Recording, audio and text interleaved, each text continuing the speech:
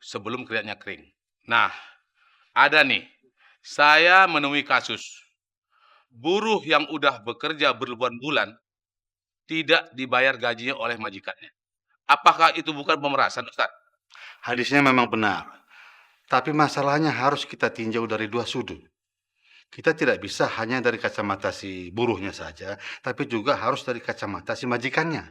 Seberapa besar loyalitas si buruh terhadap pekerjaannya, dan berapa besar jadi...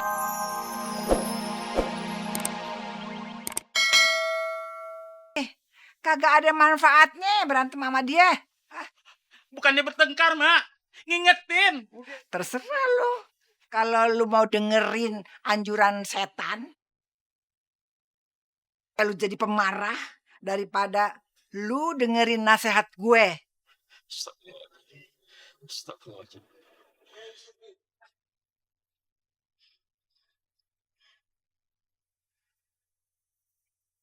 Sulam. Dianggap kecil sama emaknya. Gue jadi kesian jadinya. Habis dia sok sih, berani-beraninya dia datang kemari. Emang dia bisa ngelawan kita? Kalau kata orang-orang tua itu ya, dia tuh udah keder. Dia merasa bersalah tapi dia nggak bisa umpetin. Tuh. Yang namanya orang bersalah, Mi, pasti keder deh. Lihat aja mukanya, bingung. Dibilang marah kagak jelas. Dibilang senyum kagak kena. Biarin aja dia keder. Lama-lama juga dia kagak tahu jalan pulang ke rumahnya. Itu namanya, Mi, dia lupa diri. Nah, itu maksud aja senewet. Kalau ngasih tahu selalu ngerembet kemana-mana, selalu ngerembet hubungan Rum sama Bang Robi. Ini tuh sama sekali nggak ada hubungannya, Umi. Iya dong, ini kan nyangkut hidup lo, anak Umi satu-satunya. Nah kalau si Sulam itu semena-mena sama anak buahnya, nah udah pasti si Robi juga bakalan ketularan kakak iparnya. Lo masih mau sama dia? Orang yang bakalan nelantarin lo, pikirin. Ya ini kan sekarang yang kita omongin itu soal isunya Bang Sulam. Bukan soal Bang Robi kan? Nah, yang kayak gini nih yang kudu diajarin. Nih ya, Umi kasih tahu ya, sifat baik sama sifat buruk itu kayak penyakit bisa menular. Kalau orang-orang di rumah si Robi punya sifat jelek, udah pasti deh tuh. Si Robi itu fotokopinya. Lu pasti disemena-menain sama si Robi. Aduh udah deh Umi deh. Selalu deh. Kalau ngomong sama Umi itu selalu pengen menang sendiri. Rum pasti selalu kalah kan? Ya udah sekarang terserah Umi aja deh.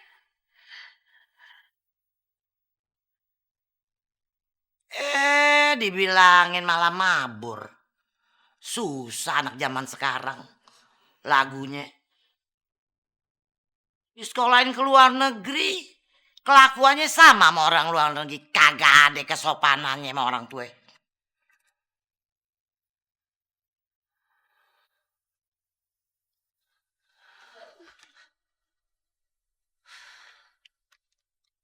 Apa benar yang Umi bilang?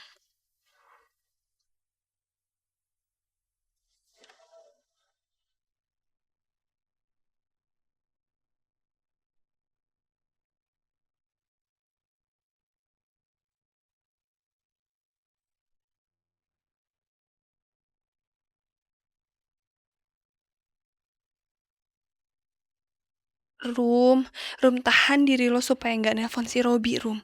Ntar yang ada, lo malah sakit hati lagi ngeliat si Robi sama yang lain.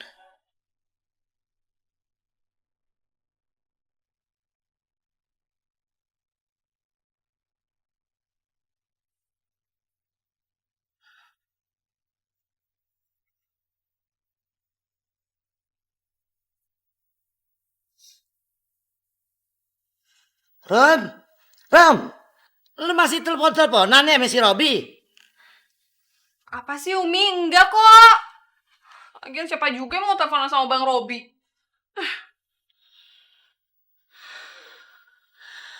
Alhamdulillah, akhirnya lu sadar juga, Rum.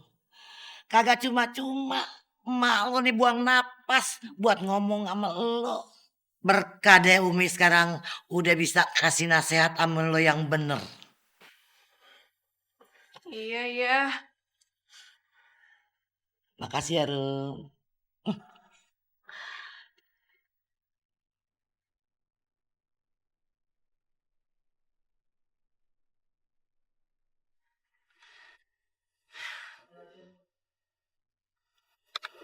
Laptopnya kagak ada masalah. Powernya juga aman. Modem juga nggak ada masalah.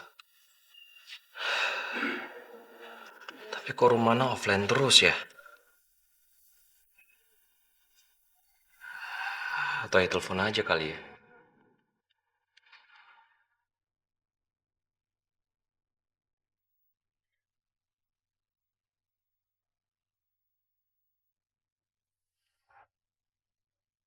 Lo pasti bisa, Rum. Lo harus bisa nahan diri lo supaya nggak nelpon Robi.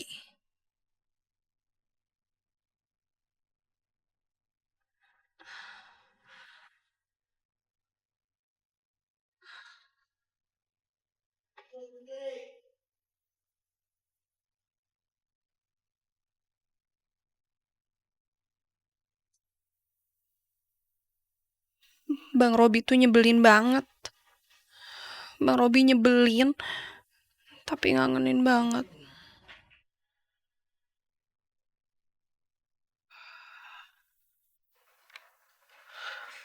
Rum, kamu kenapa sih? Buat Ayah bingung aja.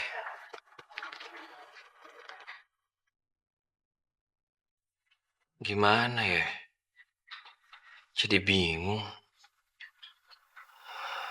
Offline terus. Mau nelfon juga Ayah kagak pede.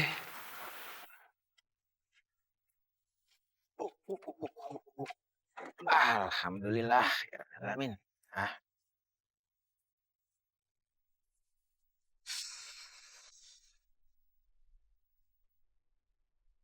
waduh, waduh, waduh. Udah habis nih Bang Pol. Alhamdulillah. Tinggal sisa dikit. Lumayan. Buat anak-anak.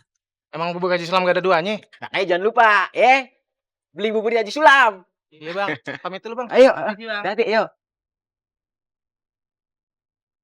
Assalamualaikum. Waalaikumsalam. Apaan tuh, Bang? Biasa sisa bubur buat anak-anak. Lumayan kan? Nih. Ayah tuh kagak butuh bubur. Ayah butuh gajinya abang. Ya sabar, abang belum gajian. Tenang aja, Bang. Gaji abang kan udah dibayar sama Haji Sulam. Maksud lu dibayar gimana? Kalau yang nagih ayah, Bang, ya pasti bisa lah. Maksudnya bisa apaan? Ayah kan udah ngelabrak rumahnya Haji Sulam. Terus ayah tagih dah tuh bayaran yang molor itu. Maksud lu apaan? Aduh, udah deh Bang. Pokoknya abang nih kagak usah khawatir.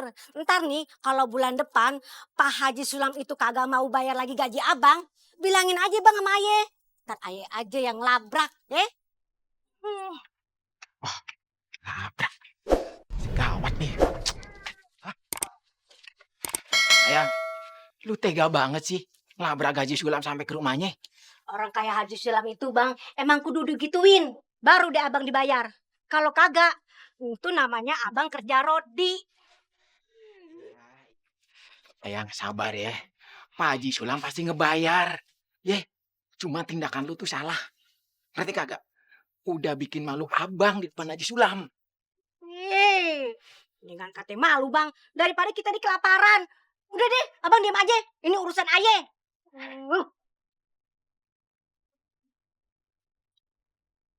Jadi, kita sebagai orang Islam yang dipilih Allah untuk mendapatkan rezeki yang berlimpah, hendaknya jangan sampai lupa bahwa masih banyak saudara-saudara kita yang hidup berkekurangan. Apa yang kita miliki sekarang ini tidak ada artinya atau tidak akan ada apa-apanya kalau kita kembali ke hadapannya. Pak Ustadz, bagaimana kalau seorang majikan berbuat jolim kepada buruhnya? Padahal hadisnya sudah jelas. Bayarlah upah buruhmu sebelum keringatnya kering. Nah, ada nih. Saya menemui kasus. Buruh yang udah bekerja berbulan-bulan tidak dibayar gajinya oleh majikannya. Apakah itu bukan pemerasan, Ustadz? Hadisnya memang benar, tapi masalahnya harus kita tinjau dari dua sudut. Kita tidak bisa hanya dari kacamata si buruhnya saja, tapi juga harus dari kacamata si majikannya. seberapa besar loyalitas si buruh terhadap pekerjaannya dan berapa besar dia